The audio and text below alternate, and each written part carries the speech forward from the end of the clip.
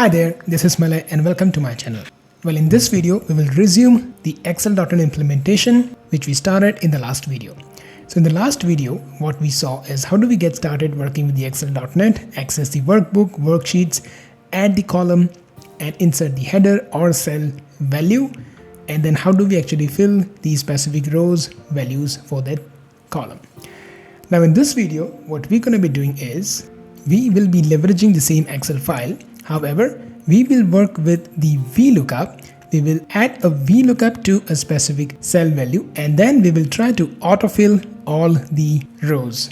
So what I have here is I have the employees and I have the level that is more on the organizational level the employee has, and I have a policy master. So for each different levels, the employees are entitled to have those policies.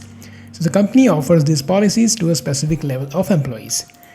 Then obviously if we need to have a policy here, in this case what we need to do is we simply have to put the VLOOKUP on I2 and then we will look for the policy master which is from B2 to C9, which is this range, and then essentially we are looking at number 2.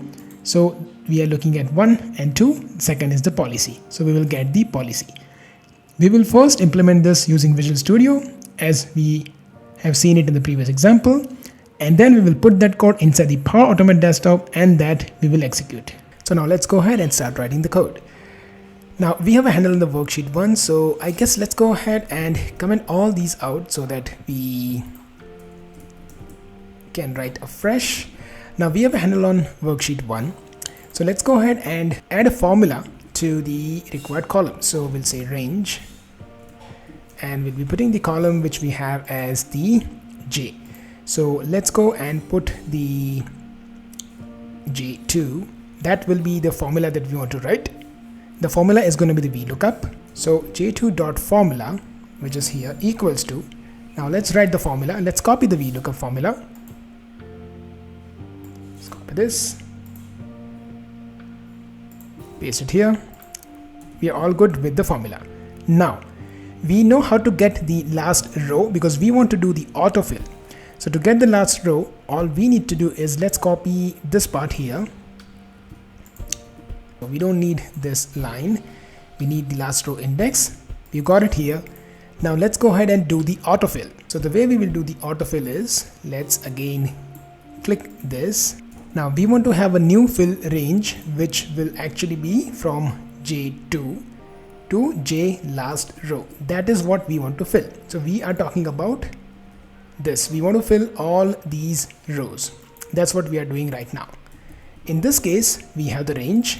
So now let's go ahead and grab this dot autofill from J2. We want to fill the fill range and we will be using Microsoft.office.interop.excel.excel autofill type .excel fill default. That's what we're going to be writing, and then finally we'll be saving the workbook, and that should be it. So let's go ahead and put a breakpoint.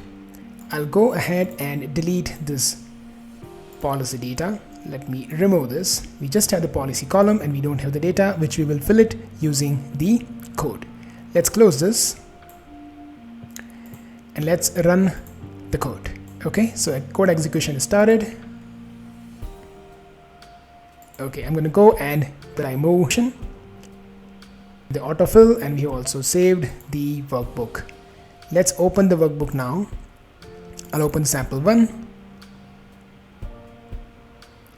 And you can see we were successfully able to put the formula, and you can see that I have I2, I3, I4. So we were successfully able to do the autofill as well. We did not iterate through every row. All we did is simply we used the autofill option till the last row index. Now it's time to execute this code inside the Power Automate desktop. So for that, again, let's remove this. Let's save this. Let's close it. Let's go to the Power Automate desktop. Let's edit the code here. Let's go for a full screen view and let's see from here to here, we will remove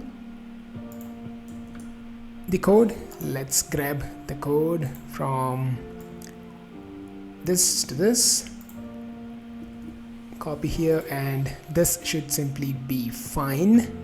Let's go and click on save, and we will also have the success result if all is okay. So let's go and click on run. Let's wait for the file to change. It has started its execution.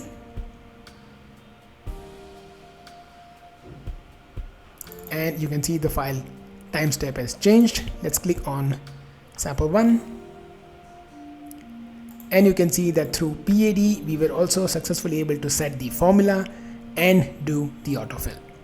So I hope this helps you to know how do you set the VLOOKUP or how do you set any other formula and then can do the autofill. In the next video, we will also take a look at some other data operations in the Excel.NET in the Power Automate desktop. I thank you so much for watching this video.